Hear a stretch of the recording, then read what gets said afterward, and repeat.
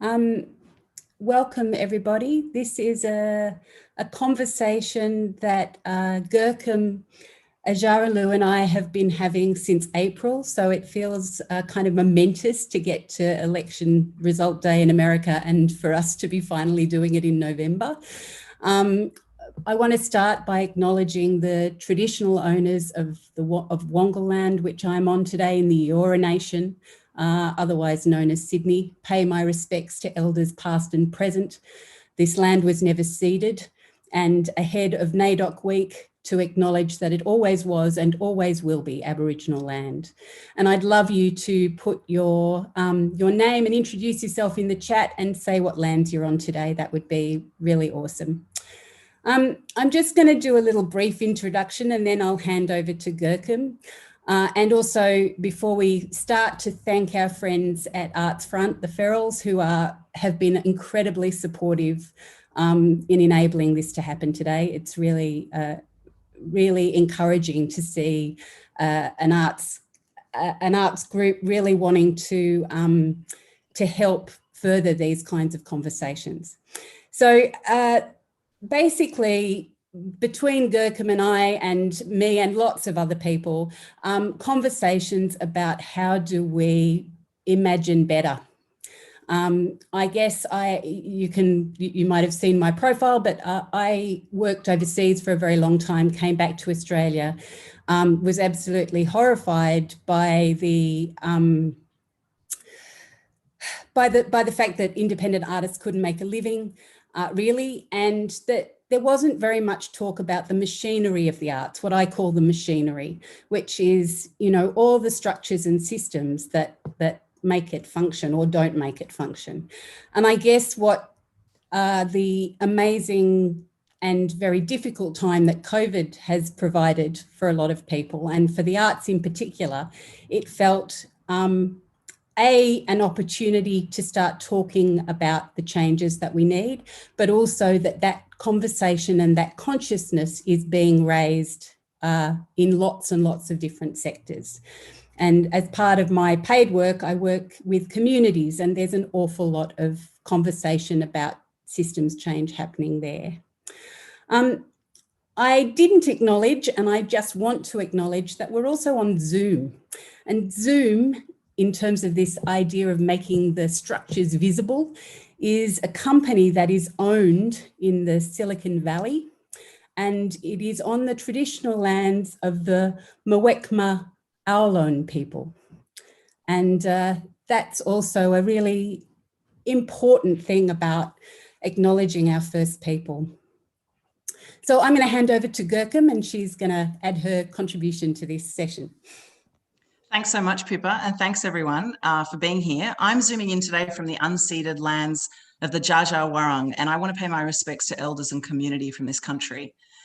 For those of you who don't know me, I'm a theatre director, an interdisciplinary artist, a creative director, and a few other things. I wanted to just start with a few of our assumptions about these series. These are all on our landing page, so you might have had a look at them already. So together with Arts Front, Pippa and I basically assuming that we all acknowledge First Nations first, artists at the centre, that we're artist-led, and we believe in local action and global connection. We're invested in the problems that are oppressing people in our society and believe these are also constraining the arts. Pippa and I are from the performing arts. We're aware of the limitations of our own knowledge and experience, but this series is really an opportunity to share and to learn. We know that change is challenging. If the dream of change seems or feels impossible, you're likely to be at the edge of the system that you know and understand. We hope that through these series, together we can go further. These series are meant to be exploratory and focused on learning. We're not experts. The territory is emergent and imperfect. It's designed to generate conversations, ideas, and action. But having ideas is easy. Executing them well and walking the talk is a lifetime of practice. So we hope this exploration will help create better art and a better context for making. And just a few things about myself, I suppose. For me, art has always been inherently linked to change, whether that be the capacity for a work to impact an audience beyond its venue's four walls, or consciously engaged practice that understands art as a force for change. Throughout my own career, at various times, more so than others, I've been a vocal advocate for the arts to be more culturally representative of our population. My practice has focused on decolonisation and fracturing the dominance of whiteness, but over the past few years, I've come to realise that these big dominant things like colonialism, imperialism, whiteness, and other forms of dominance are really quite so well integrated into our being that art has almost begun to lose its unique human value. And I put this down to the embedded, yet almost invisible ideology of neoliberalism, which is like a culmination of all those forces of dominance, or as Tyson Yunkaporta describes them, narcissism. And I find that it's like we're fighting blindly the borders of a sophisticated enemy that we don't really understand. But as Pippa said, the pandemic has brought forward an opportunity. And coinciding with Black Lives Matter, this opportunity for imagining and actioning alternative futures is too magnificent to pass up. For me, these systems change conversations are about the unique power that we as individuals that work or practice in the arts have. Our position in society is rare, but only by working together towards systemic change in the arts do we have the power to affect a more empathetic future. So I'm really looking forward to working together and taking some steps towards this future. Before we jump into it, some quick housekeeping things. Please keep your microphones on mute unless you're asking a question. When we do get to questions and comments, please put these into the chat and I'll read your questions out, or just indicate if you'd actually like to speak to your question or comment. We have closed captioning, which you can access via the closed caption button. Please also note that the captioners provide a description, not a full transcription. We are going to have some breakout sessions later, and we hope that everyone will contribute as they feel comfortable. But when we go into the breakout rooms, the captioning goes only into room 1. So if you do require or want to have the captioning, can you please put that into the chat now so that we can make sure you're in the appropriate room? And this session is being recorded, and it will also be available online straight after the session, and it is currently being streamed live to YouTube. I'll now hand back to Pippa, who can talk about the session today. Thank you. Thank you, Gurkam. I knew I should have written mine down, but I really wanted to keep this informal because one of the ideas that we talked about a lot is that there's lots of webinars. There's, I think it's something like 40 years worth of content is being uploaded every day. So there's plenty of stuff to go and look at. For me, one of the challenges of now is to try and participate and come up with ideas for action. And that really is what we envisaged for this series. So the first one is absolutely about systems change and First People. And I just want to acknowledge Pauline Lampton on the call, and I'll be chatting to her in a little bit. Unfortunately, Tyson Yunkaporta couldn't come today. There was a scheduling clash, so I had to pre-record his interview. But I just wanted to introduce his book because that was really the thing that inspired me to ask him to speak today. It's really an extraordinary introduction and an invitation to try and understand. And I get glimpses of something in his book, which is my very, very basic understanding of First People's ways of seeing the world. And those glimpses remind me of why I wanted to get into the arts. And for me, that's part of the connection. So I'm just not going to say much more. And because I'm not very good at Zoom, unfortunately, you'll see me nodding a lot through this next interview. And this is part of the imperfect and exploratory practice that we're all in. So could the gremlins behind the scenes please put the interview on? Thank you. Awesome. Thank you so much, Tyson. It's really great to see you. And I just want to acknowledge that I'm on Wongal land in the Eora Nation and pay my respects. Eora, sweet. Yeah, I'm on Bunurong in Melbourne. Yeah. Out of lockdown? Well, potentially. Aspects of it out of lockdown, but, my universities still haven't opened up. So it's just the same as it's been all year pretty much for us. Yeah, Our right. babies lock us down more than anything. Yeah, yeah, yeah. Yeah, look, and thanks for having the yarn with me. I love your book. I think it's just so amazing. And I just kind of, maybe just to start with, I'm sure you've done loads of these, but just the kind of premise of that, how Indigenous thinking can save the world. Yeah, I don't think it's here to save the world. That's kind of just a bit of marketing. It was a title I didn't choose. But I do feel like you know, the entire Anglosphere is sort of like, you know, when you start when you drop some acid or something and you're starting a bad trip. I mean, and it's like going on a bear hunt, you know, can't go over it, can't go around it. We have to go through it. And pretty much the Anglosphere has dropped the DMT and they're going on a really bad trip. And I just feel like, I don't know, we're not going to save the world from that, but I think we've just kind of got to be there to help you get through the bad trip. And do you feel like that? You're helping them get through a bad trip or something, you know, and they kind of have to go through it and see how far that goes, and then come back from that, and hopefully with some good stories, and then we can get back to the business of being human and becoming a custodial species for the planet again. So, you know, I guess the book is a call, you know, for everybody to feel those pieces of themselves that still can carry that pattern of creation, and that's calling to them, and is like sending out a frustration signal from everything around them right now, everything that's just wrong for them, just from an evolutionary perspective, just the panic that everybody must be feeling, and basically a call to come back under the law of the land, and a call to Indigenous people as well. Let us all know, hey, we've got to bring these people back in. If we don't, everything and everyone's going to die. So, and I guess the only problem with that is that we won't be special anymore if that happens. We won't be the ones who have a special connection to the land, because everybody will. And I don't know. I think a lot of us wouldn't want to let go of that status. I think a lot of us would rather just, you know, go down with a dying planet and be sort of standing there going, I told you so, and I'm special, than, you know, actually, you know, lose our special status.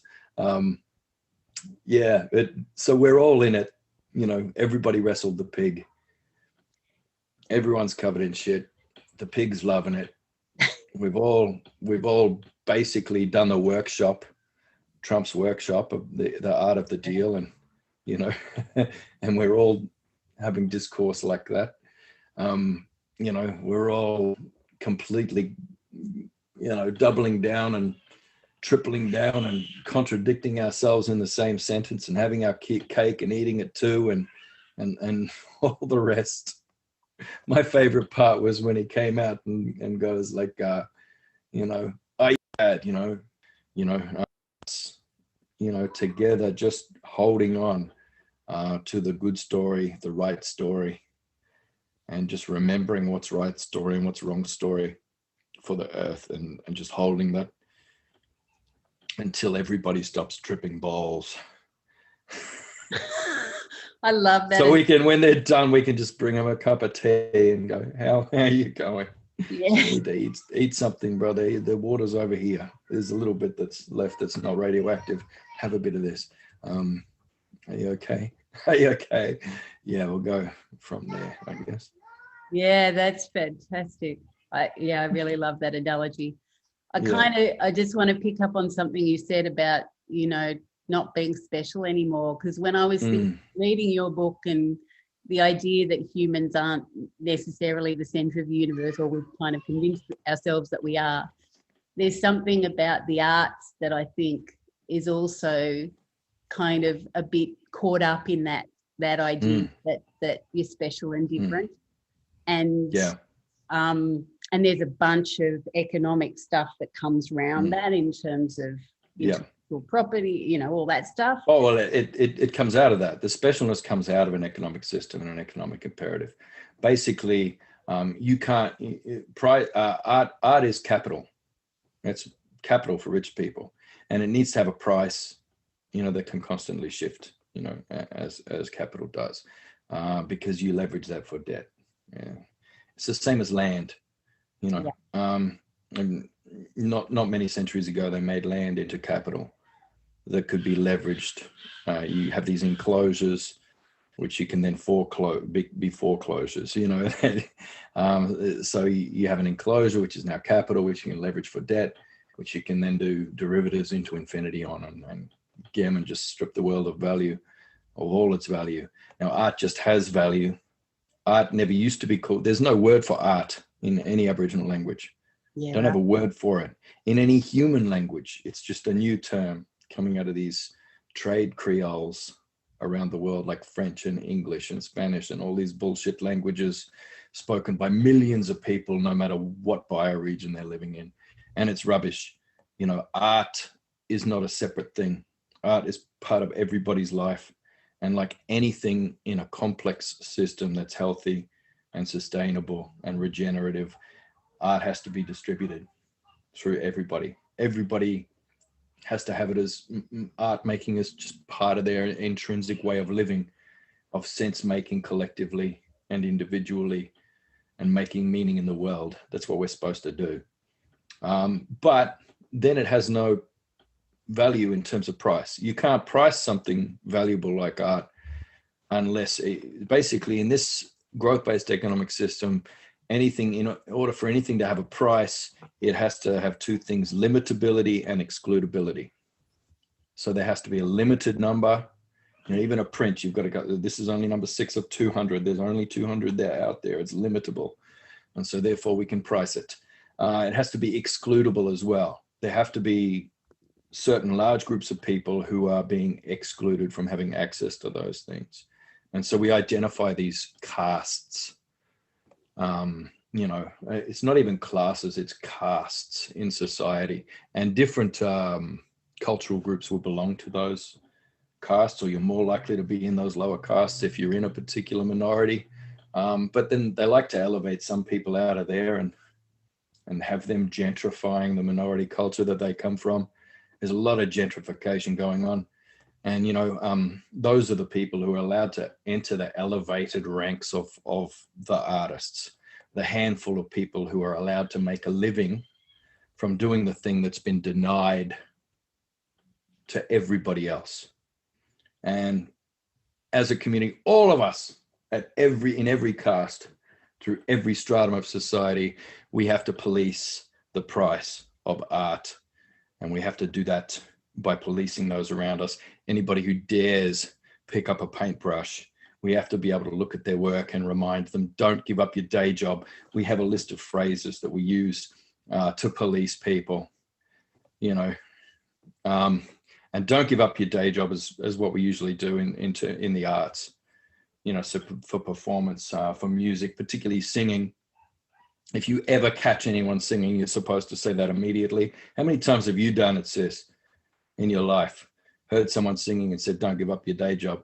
It's pretty much everybody does it, So we're all here to police these artistic expressions that every cell in our body longs to throw out there in connection with a landscape and a place and the web of relations that make up who we are, and every thought and creative impulse we have. Everything good about us is demanding that we sing and we paint and we dance and we do all these things together.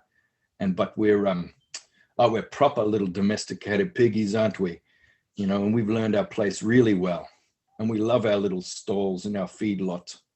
And we're in there bloody, as soon as any other pig starts to look over the side or try to sing, don't give up your day job, we slam them back down into the mud again.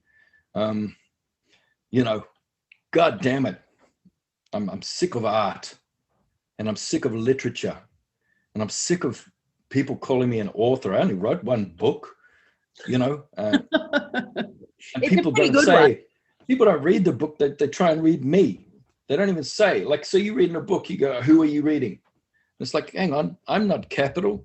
Don't enclose me. I'm not some rich bastard's capital to be priced.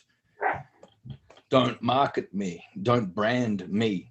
I'm just a silly fella who wrote some shit in a book. Like, and that's out of date now. So like you might read it and then make your own sense of the world. Write something, write a haiku, tear it up and flush it down the toilet. Just let it live, you know? Yeah, no. If you price something, you've finished. Definitely don't price yourself. You know, we're not capital that belongs to somebody. I totally Move on. hear that. I totally hear that. And then I also go, you know, I'm guilty, man. I've worked in the arts me for 30 too. years. Yeah. and I try and resist that. I absolutely believe art's for everyone. And how do we democratize the systems? That's partly why we're having this conversation. Well, I mean, we're all guilty. I mean, some people aren't guilty, but you see them, they're easily identifiable. They're the homeless people sitting on the side of the road. You know, you don't get to not play the game and still have a house or somewhere warm to sleep or dry to sleep. You don't get to have food and not play the game. Yeah. You know, you're in the game and you got to keep rolling the dice and hope to hell you don't get knocked off the board. And that's it. Yeah. You know, but I think people are sick of it. More and more people are sick of it.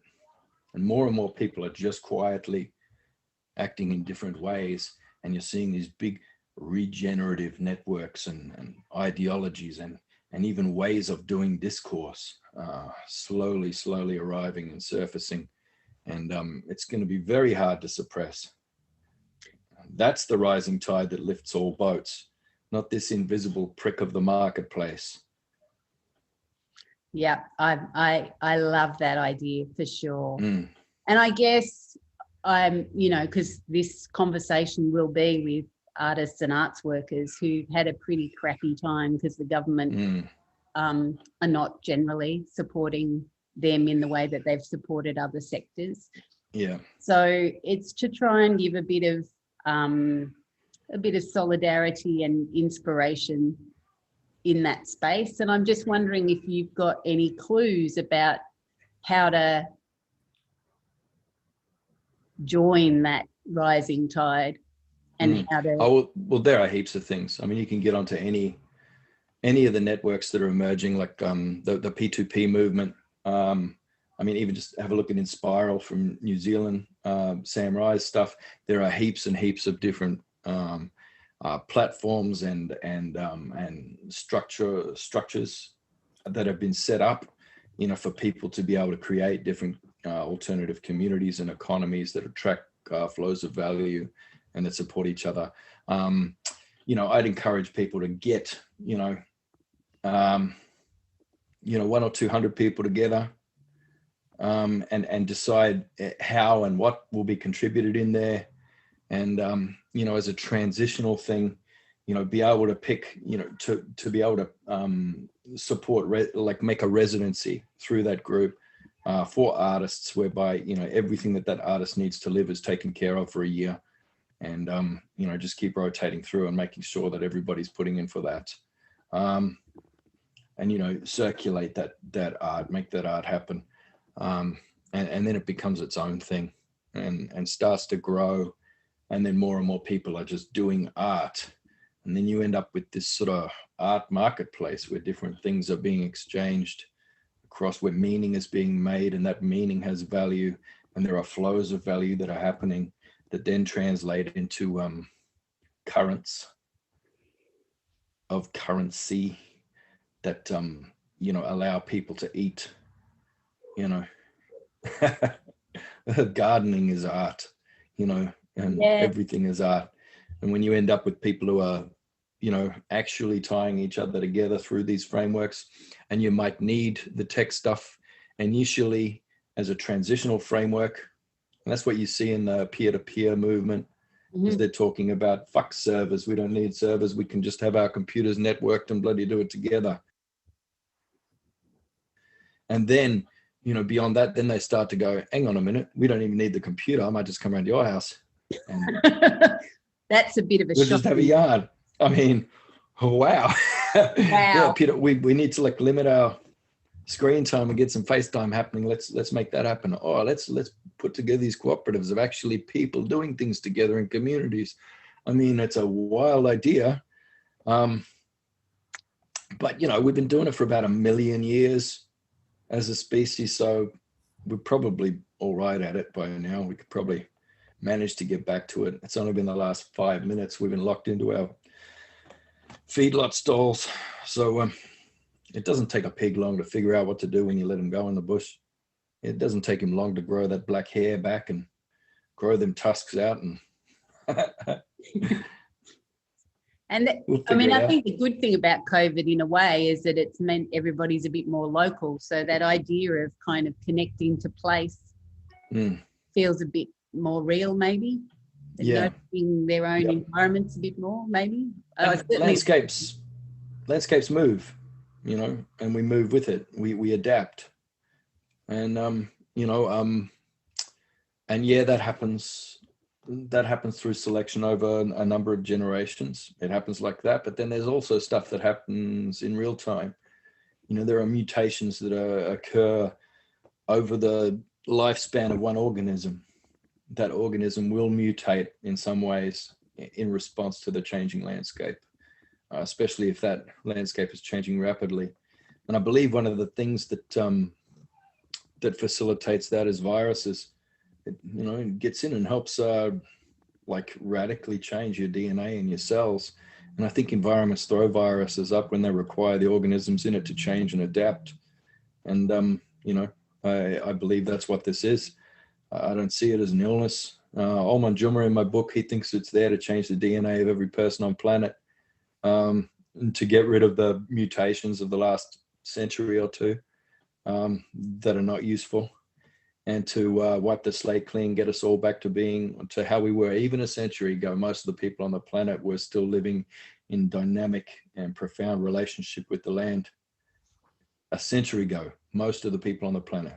Yeah, wow. It was only very recently with industrialization that we were all removed, most of us, to cities or, you know, towns like that. So, yeah, let's get back to it. And Yeah. there's where the art is. And art's weird because it acts like a virus too, because, you know, that acts on our consciousness. It's like this. Art is like a virus that helps us mutate our paradigms, our thinking, our attitudes, our memes, everything else, you know, our beliefs, you know, the culture that moves us, our haptic relation with everything in the landscape around us. It's how we make meaning. It's how we communicate between Earth Camp and Sky Camp, is through those metaphors. That's the language of spirit. And that's what art is. Everyone got spirit. Everyone's got the right.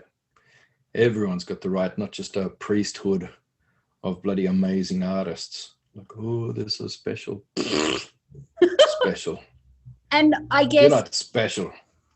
I'm not special. And I can see some value in learning skills, learning how to dance, learning how to sing, learning how to tell stories.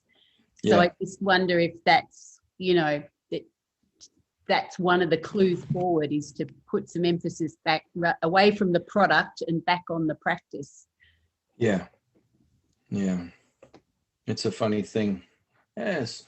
I mean, I can't sing for shit, you know. I can't sing. But yesterday I was at that Sydney Maya Bowl. There's no one there in the park. And so I was just singing for my kids, like down into that. So the acoustics would bounce it back at us. Cool. What was I singing? True Colors, Cyndi Lauper.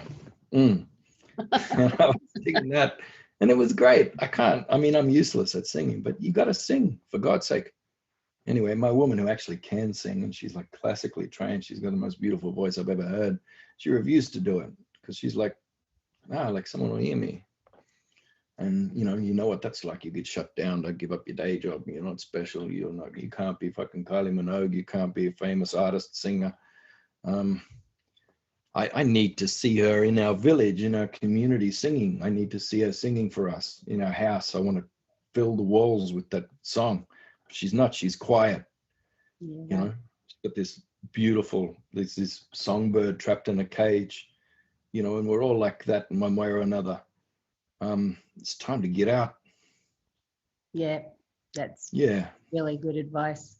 And the Yeah. last thing I just wanted to check in with you about is there'll be quite a lot of non-Indigenous people on this call, and I know there's a real, and I have it too, a real desire to be supportive and to try and lift the voices of First Nations so that we can get more of this knowledge and understanding into our culture. Have you got any advice about that? Yeah, it's just I guess, yeah, stop self-actualizing. Look, there's nothing inside of you. There's nothing in there. You're not anything. You know, everything, every thought you have, there's no secret, great, amazing depths or shadows within you. You know, everything that you are it exists in your relationships. You know, you have these neural networks going out into the world in relations with human and non-human entities all around you that you're in relationship with, and particularly with place. You know, find out that place you're tethered to. So, you know, when you're on that DMT trip, you might notice, if you stop looking around you at all the weird other world you're in, you might notice that there's a tether out back there. There's a tether that's going back to somewhere.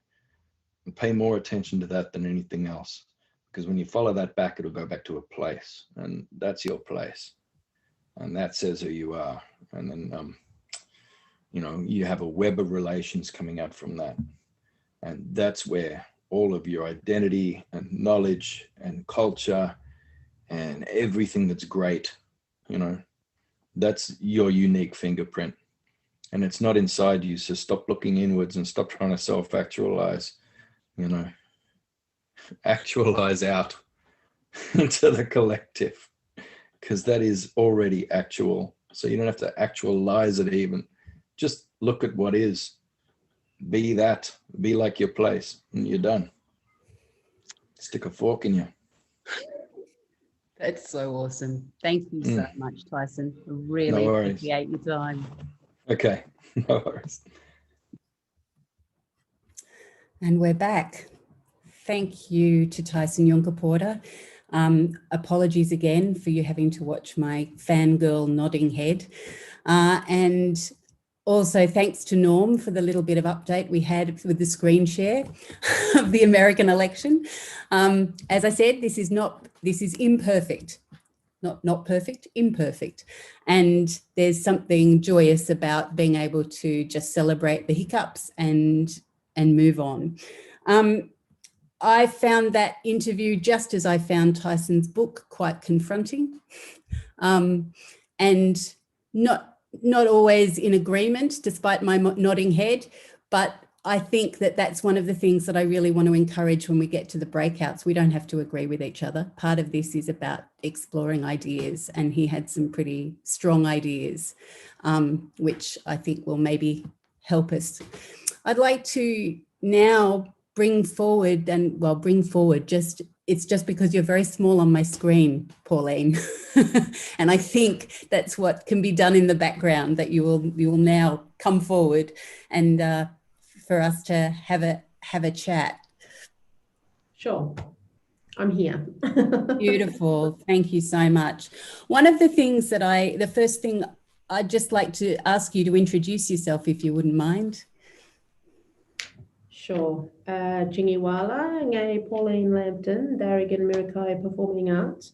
Nganya Bobawan Yan Gun, Gimoy Wallabara Yidin, ngai Noi Gijamurong Guru Yugo. So, first of all, I'd just like to acknowledge the traditional owners, their elders who have crossed over, and I'd like to acknowledge their descendants who we now recognise as the traditional owners. Gimoy Wallabara Yidin here in Cairns. I am Artistic Director of Mirakai Performing Arts, but not so much as an artistic director, but I'm more of a leader, I'm a guide. I'm also still a student to my elders and the cultural leaders who come in and work with our company. So I'm all of that together. So yeah, we've been around for a couple of years now, still quite young, but I wish I was still young, but you know, can't always have that what you want. So yeah, that's who I am. So Beautiful. thank you for having me. No, thank you very much for your time. I have to admit that I'd have more grey hairs if I didn't dye it, because I didn't quite go there yet. So Embrace it, sister. respect to you for that. I think it's really interesting, actually, as you've articulated, to be an artistic director and then also to have other ways of describing yourself. And I'm interested to, you know, a lot of Aboriginal people talk about needing to be between two worlds. And in terms of the art system, artistic director is very much part of the Western way of showing leadership and showing a place in a system. Do you find that there's a tension between those things? Not at all. I think it's just a label that's whacked onto our marketing just to kind of give that position. But in reality, you know, the way that we work, we're coming back from our way of working. Everyone who sits at the table, and you know, it's very much the same in the arts. You have your creative team. You know, so everybody that comes in, we have our elders, we have our songman, we have, you know, our performers, we have our guest artists and choreographers coming in, but everyone has their place and it's quite equal. So we all know where everyone sits, and then together we create the fabric of our work. And without that person or their role and their position, it begins to tear at the framework of who we are. And I think that's the strength of who we are and how we work, is to ensure everyone's place and the equality. From our youngest, who I think our youngest performer that we've had on stage, well, he was 2, so he just brought the cuteness. But from about 6 or 7 or 8, and we understand that they have their place as well. So even though we have our youth and our young ones alongside our elders sharing that same time and space, there's that sense of equality, and everyone has the right to input into the work and the creative process. Thank you. That's wonderful to hear. And I guess my experience of that is that as Tyson was kind of saying, that's very hierarchical. And my experience of working with First Nations is that hierarchy isn't the same at all. No, not at all. We definitely have our elders, and they have their very strong position. And when your elder speaks, you do need to listen, and they have that authority, and they do have the final say, because they are coming from a lot of experience, but they also have a lot of knowledge as well, that they hold. So I suppose the only hierarchy that's really quite prominent there is because when our elders do speak, we do listen. Yeah, no, and I mean, I think that's one of the fantastic things that I think we could really do more of in our whole culture, is to listen to our elders. The other thing that Tyson kind of alluded to, and we talked a little bit after the recording, was that it's all about responsibility. And I suppose with the US election and Trump, he seems to represent part of a quite an ugly part of our culture, which is that if you rise and get powerful and rich, then you can shed responsibility, that actually it all becomes about the individual. And I think, unfortunately, arts and culture have played a role in that to a certain extent. I'm pretty sure that the people on this call are not part of that, but it's in the wider frame. I think there is something about that and about the difference with responsibility. So I guess, is that a word that kind of resonates for you? I suppose it depends on the context of where you would put it. So I know that, for example, when I have different ones coming into the space, we do hold that responsibility, especially around when our elders share their stories. You know, we have a very clear responsibility to make sure that we are custodians of those stories. And we're very particular in the way that it's presented. I know a number of years ago when we had a young person and he was representing an elder's father. So the elder who shared the story, she's in her 80s. And so he was representing her father on stage. And being 15 years old, the one thing that he said, the only thing that I need to make sure is that when I step onto the stage, that I am representing Granddad Jack and who he was and who he is to the family. And this was not his family. He was representing someone else's grandfather. And so I think that sense of responsibility, understanding that we're sharing particular stories and who those stories belong to. And so I think that him saying that shows that our young people understand the level of responsibility that they do have. And it's not weighted on them in the same way that sometimes we can feel responsibility as a weight, but they see it more as when the story comes, this is how they see their responsibility. It's not on their shoulders. They're actually carrying that responsibility. And then when they release that responsibility, it's given freely and shared with the authority given to them by their elders. And again, I think that responsibility doesn't need to be scary. We can embrace that because then there comes an honor with holding that responsibility as well. Thank you, Pauline. That's new learning for me. That's really a wonderful way of articulating something that I can see. Actually, I can see that, but I don't know how to say it.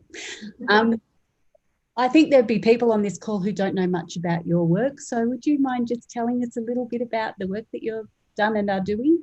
Sure. So, you know, I did a lot of my professional work in Sydney as an independent dancer, probably in the early 2000s through to 2004.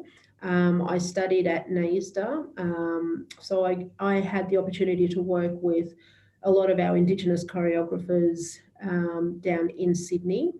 And I moved back up to Far North Queensland as I had my children and I wanted them to grow up in this sort of an environment in the far north. So I did step out of the industry for a while, coming back into the industry after being a youth worker for many years. I combined my youth work with the arts. And so we began to use the performing arts as a platform for our children and young people. Not only to experience the artwork, but for them to learn history and to begin to recognise their own cultural identity by way of our elders sharing stories. So I think the best way to explain it is that we worked in verbatim dance theatre. So we had the elders sharing their stories and we had them speaking, and that was the introduction to the work. So when we presented the work through productions, it was their own words that were coming through the context of the work. And that was a lot stronger that we found because it was allowing the elders to have the platform to share their stories, and their stories were being told by them. And then we had the young people then presenting the work by way of dance. And so then we started to build over that over time. We then started to cross over into doing some cross-cultural work. So we started to work with the West Papuan community and we did a performative response, again, using the same methods of listening to their stories and them sharing the stories. So it was them speaking through the work, and then our young people were creating the work based on that. So that's the style of work that we do up here. Amazing. I wish I could see that work. You're welcome up here anytime. I'm going to take you up on that. I'm interested too that, you know, one of the things that we can get a little fixated on is the idea of the boundaries between art forms, you know, circus, certain types of theatre, dance. And I think one of the inspiring things about Indigenous work is that those boundaries don't seem to be, it's not the same. There doesn't seem to be a problem. So do you feel like you can borrow from wherever is appropriate? Well, we never had performances. So our songs and dances and what you would call artwork, the visual artwork, that's actually derived directly from our customs and our laws. So all of our songs, all of our dances, they are to maintain certain things that are happening throughout the seasons. So we have song lines, for example, just to give us one example. And in those song lines, the words of the songs will direct the people or whoever's carrying that song where they need to go in certain seasons. And also the dancing as well will also mimic that. So it will actually direct you and help you to navigate across the land. So we weren't doing it for performance sake. We were actually doing it to maintain our connection to country. I don't know if you have ever seen the Pukamani poles from the Tiwi community, from the Tiwi Islands. Yeah. So those Pukamani poles, again, I've seen them in museums and other places, but they were, once our people crossed over, those poles were created to keep a record of who that person was, their roles and their responsibilities in the community, and who they were to everyone. So those Pukamani poles, they told that person's life story, and it was a constant reminder of who they were and how they sat within the community. But now that they're sitting in museums, it now becomes a piece of artwork. So yeah, we never really had art and performances, and it's the same as other cultures as well. We did a cross-cultural exchange with the Pomo Nation from Northern California, and they were exactly the same. They don't do the performing arts. They share only during times of ceremony and special events and special occasions for their tribe. And when we did our collaborative work with them and we took that back to the States, we weren't allowed to say that this was a show, that this was a performance when we did it for their community.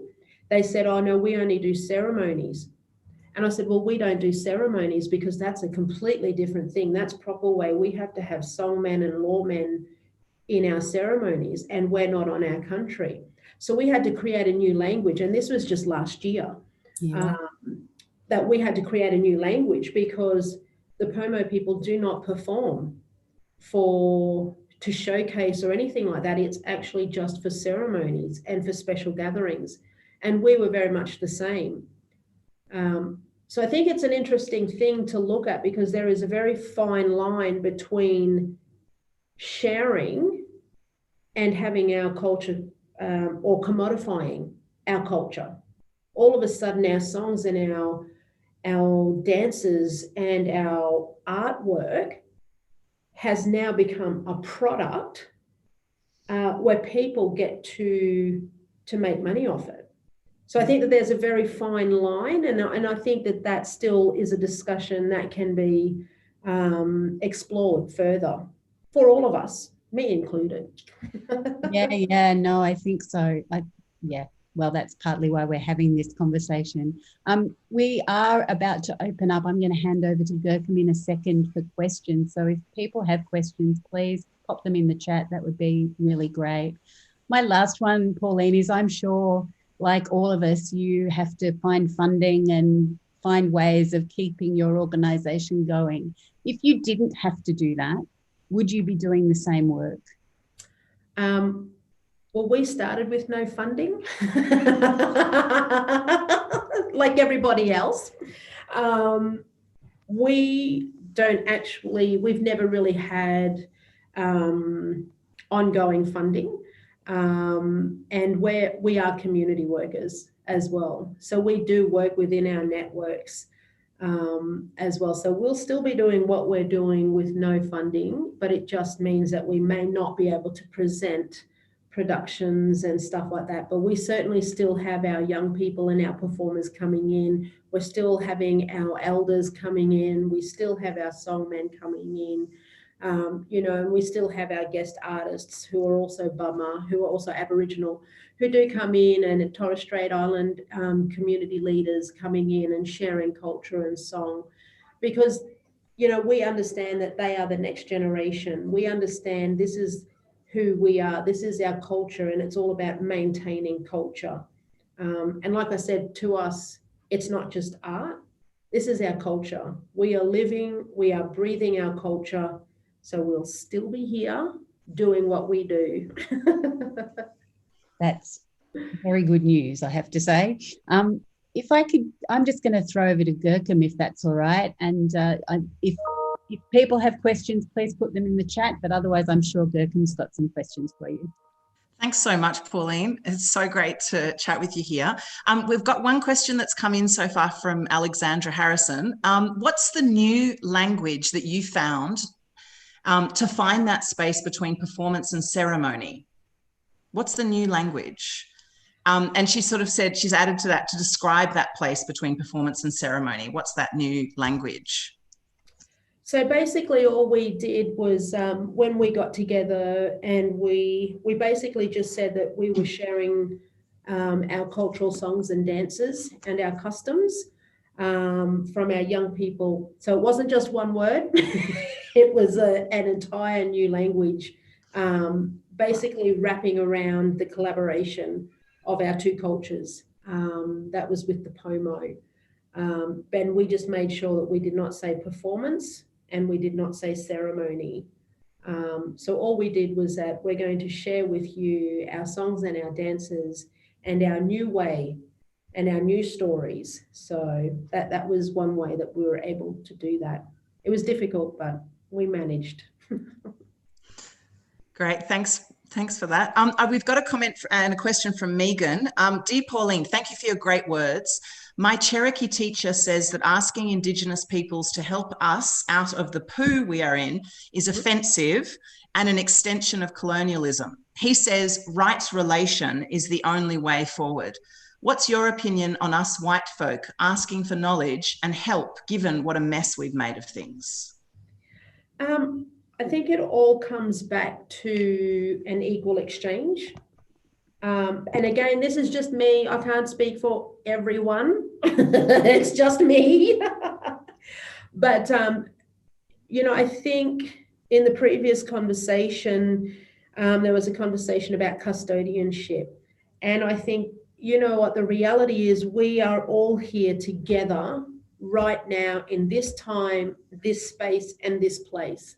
And if we can have a look at working together rather than in a hierarchical position, we need to be able to see each other as equal, and we need to understand each other's roles and responsibilities. I think that we just need to learn how to work together to be able to bring better outcomes. I hope that kind of answers question. I don't know. Megan, let me know. Megan said, thank you, Pauline. So okay. I think that's awesome. I mean, I'm wondering though, like, you were talking about respect before, and I was thinking the other day, like we always say, I'd like to respect the elders, but I feel like this word respect is actually maybe a starting point. What do you think? Like this, So to Megan's question, what is your opinion on us white folk asking for knowledge and help, given what a mess we've made of things? Maybe it's not about asking for knowledge first. Maybe it's about respect. I don't know. What do you think? I think that, because we're all sharing time and space together. And I think that it's not just people to people. You know, we have to understand what's happening to the environment. How are we looking after where we are?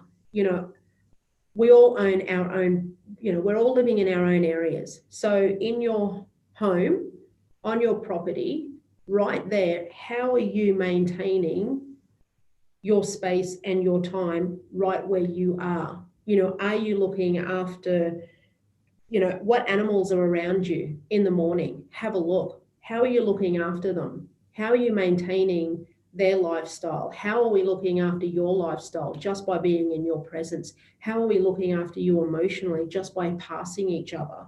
You know, it's all of those things together. And I think that we have to understand that we're sharing time and space with everything and everyone. And I think that when we realize that we are all on the same path and that we are all sharing time and space, I think that that kind of understanding will help us to go onto the next way, onto that next step. If that makes sense. Absolutely makes sense. Thanks, Pauline. Barbara's just put a comment in here.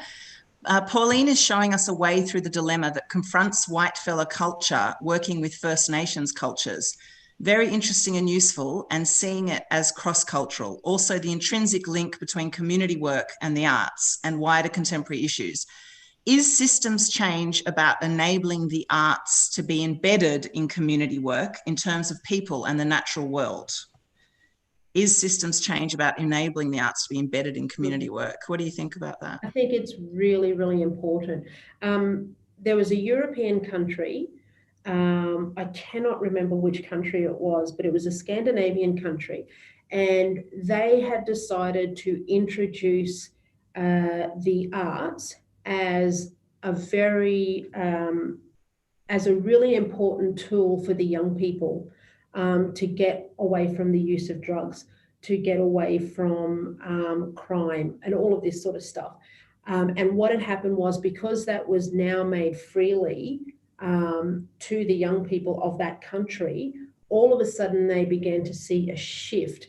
And I think that the most important thing about the arts is that we get to explore not only ourselves and where we sit and what we find to be of value, but we begin to see ourselves and how we sit in relationship to not only everybody else, but to other things that are around us, the environment, for example. You know, I think that we as artists, we really do get to tap in and we start to explore all of those things that are around us. And I think that we've kind of lost a little bit of that along the way. I know that our methodology here at Mirakai, we base it on 5 things and the connection of those 5 things together. You know, we have a look at, we understand that we have community. We understand that there is law. We have language, you know, and all of these are tied into each other. If one begins to fade or it becomes fragmented, then what happens is it starts to destabilize everything else because there's a weakness there. We need to bring everything back in sync with each other. So everything has its important place and it's just as important. There is no hierarchy. Everything is of equal value. And I think that once we begin to understand that, and then we start to walk that and apply that, then I think that that's where that strength comes from. And we're all going to benefit from that. Thanks, Pauline. I've got one last question, and then I think we're going to move to our breakouts. And I know you're talking about non-hierarchical. So I'm going to use the word leadership, not in a hierarchical sense, but how can the arts broadly in Australia be led by Indigenous knowledge or value systems? Sorry, just ask. So how can the arts in Australia, like broadly in Australia, broad Australian mainstream and all, I suppose, forms of art, how can Indigenous values and ways of knowing lead the arts or be embedded, I suppose, in a genuine way? Like what's the steps towards that, do you think? I think Or the is- best way, well, I think the best way to start is just to connect with those elders and those community leaders, the strong community leaders in your own area. Because we have that connection to country, we have that connection with each other, we have that connection to history, we have that connection with, you know, everything that is around us. I think that working with those people in your community, that's one way that you can start to work out where that strength is. But again, look, I'm just one person out of a whole nation of different nations across this country. And I'm just Black, because there's everyone else in this country as well that also has a lot of knowledge as well. So Pauline, thank you so much for your conversation today. It's fantastic to have you here. We've just got one comment from Israel saying, Pauline's talking about Finland, the Scandinavian country that has embedded arts in regular education. And Israel, can we put this, I've got a link. Can I put this link up for everyone? Yeah, great. I'll put that into the chat. Pauline, I'm going to hand back to Pippa. She's going to introduce the breakouts. But once again, thank you so much for your being here today and for your conversation. It's really, really wonderful to have you here. Thank you. Thanks. Yeah, thanks again, Pauline. And I'm going to answer your question as well, Gurkum, just because I think about that a lot. And I guess one of the things that I decided after my last job in the arts was that I couldn't take a leadership position unless I could share it. So the current role that I took up, it took a little while, but we've now advertised for a co-director, a First Nations co-director, so that, and we'll then have Indigenous leadership at every level of organisation. And that felt to me like a way of being able to partly get out of the way and partly be able to empower and see some change in the structure, which I think it's really important that we do a bit more work on looking at our structures and how we can play with them. So look, thank you again. That's really brilliant.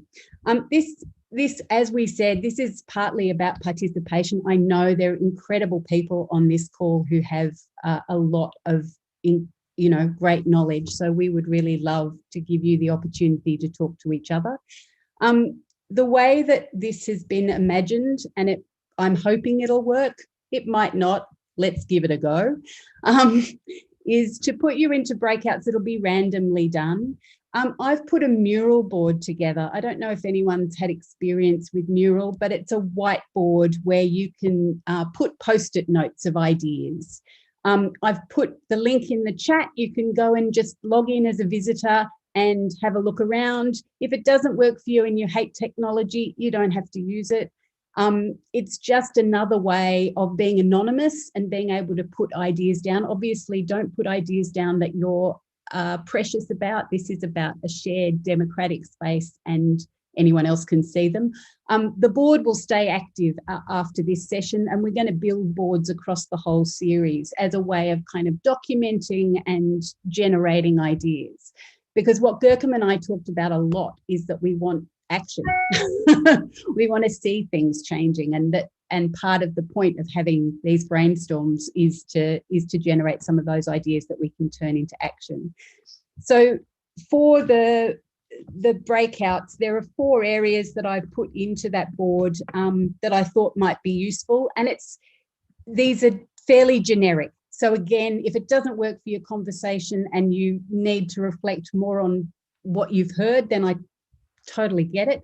But the idea generation was around things that you might want to learn, structures and behaviours to leave behind, big ideas for change, and ways to support others. And that, again, just as a starting point for conversation. So I think our fabulous, I keep calling you gremlins, which isn't very fair, elves, something nice. Hello, is everyone back? Great. We've just got a few minutes to report back. I think there were 2 rooms. I'm not sure if you have one person in each of your rooms that can give us a little quick update on what you talked about and what you came to. who was in breakout room 1 and could give us a little update? Jude, did you want to give us an update? You just need to put your mic on. Waving at you, but I guess I think Pippa summarised it really well at the end by saying that we really need to get back to the grassroots. I talked about local community at Buderim, meeting their elders, talking about their history and about living there. And then we had the plea from our other group member, sorry darling, I'm old, our other group member about looking at how do you find the language in your academic training and teaching that really honour the Indigenous story and the Indigenous reality. And the other friend from the Blue Mountains was very strong. She's a sociologist, and she understood, and she was looking for structure, and she felt that Pauline had given her some structure of the 5 points that she could hang her understanding on. That structure was really important in terms of trying to find a way to break through without breaking down and without putting unnecessary stress on Indigenous people whose wisdom we really want to share. I guess that's the summary. Is that okay, Pippa? Yeah. Thanks so much, Jude. That's great. And from the other breakout room, who'd like to report back? There was just one other room, I think. Yeah, I was in the other room. At first, it was a little bit difficult. There was a crossover with conversations. So it was really difficult to try and get into a conversation. Just giving you a little bit. We're very sorry. We found that out halfway through. It's very weird. We have no idea how that happened. You could hear us from the main room. I'm so sorry. I think it was my loud voice. I'm very sorry. Sorry, Pauline. I don't know if anyone else would like to share anything that they learnt from the other room, from our room. Just leave it open up to anyone. Go for it, Pauline. I reckon there's no one's putting their hand up. Sure, no worries. Gosh, I'm trying to think back to the conversation now. Because I did not write down any notes. I just answered questions. Who was in the room with you? Can share the conversation. We had Raywin from New Zealand. Yep. And I couldn't remember. I couldn't see all of the names. Raywin, do you remember anything? Do you report back? She asked a question. Yep. I was asking Pauline about their more about their art practice, and Pauline was talking about it being collective and that it's inclusive, and I really wanted to know about my first question was about multisensory practices within it, and it's, you know, all the senses together, but also all the community together and how that's created. Yeah. Thanks, Rowan. Does anyone have anything else they'd like to share from the breakouts? I can see that there's some things gone into the mural board as well, which is great. Because we're going to wrap up shortly. Did anyone else want to share anything?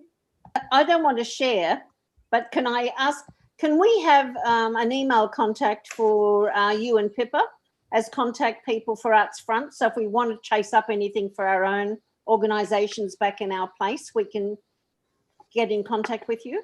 So my email is already there. You're very welcome to email me at any time. Where is it? It's on the landing page. The Arts Front landing page for the whole systems change program. I couldn't find any contacts there. Sorry, it must be. Whereabouts in it is it? I'll put it in the chat. We'll put them in the chat for you now. Yeah. Go for it, Pippa. Yep, we're going to wrap up shortly, so you can jump in. Yeah, no, I was just going to say that was I should know now from Zoom that was a little bit of a rookie error in not having quite enough time in the breakout. So we will think about that for the next session. But certainly I will put the number of things that Pauline raised and the ideas that are coming forward in the mural board, that will all go onto the systems change page. And we'll send some more emails out to people. So if you want to add ideas or if you want to ask any questions, the whole point of this is to try and generate more conversation. So, and I'll back to you, Gurkhan. Great. Well, actually, I think we, unless anyone has anything else they'd like to share from the breakouts, we might actually talk about the next few sessions. Did anyone have anything last minute thing they wanted to share from the breakouts? No? Wonderful. Let's throw to you then, Pippa. Back again. Thank you. So next week we're talking about neoliberalism and the way money flows. I think that'll be a very hot topic given how difficult that is becoming for all of us. And then the third session is about the ecological emergency. And in fact, we've just added Deb Hart from the Climate Guardians is going to be in that conversation. We've just added Dr. Kim Liu, who is a doctor in Western Sydney, who talks about the impact of climate change on your body, which I think is interesting for performing artists, well, for everybody, but also particularly in relationship to performing artists. And the last session is very much about trying to recap all of this and look at all the ideas that have been generated and determine next steps. We very enthusiastically at the beginning of this process put 10 sessions that we wanted to do. We had so many ideas, and 3 is plenty to start with, and we wanted to then hand back to the people participating to see where it could go from there and what ideas might need some action. The bit I've missed is, of course, GERCOM is talking next week to Jessica White about neoliberalism, an amazing academic. So that should be one to see. Yeah, I'll just quickly on that. Jessica is an associate professor of philosophy in the School of Humanities and Languages from University of New South Wales. And her recent book, The Morals of the Market, Human Rights and the Rise of Neoliberalism, work that's been developed for our market society. So we'll be unpacking that and in relation to the arts next week. And Norm has very, very helpfully put the link to that in the chat. So just to say thank you so much to Arts Front. They have been absolutely amazing, as I said before. And also I'd just like to have a shout out to Jacob Boehm, who we had a couple of conversations with on this journey, an amazing Indigenous leader, and he gave us a connection to Pauline, and he's been very supportive. So big thanks to him as well. And thank you all for attending. It's been really, really great start. Thanks, everyone. Thanks, Pauline. And we'll see you all next week. Same time, same place. Thank you. Thanks, everyone. Bye. Bye. Thanks, everyone.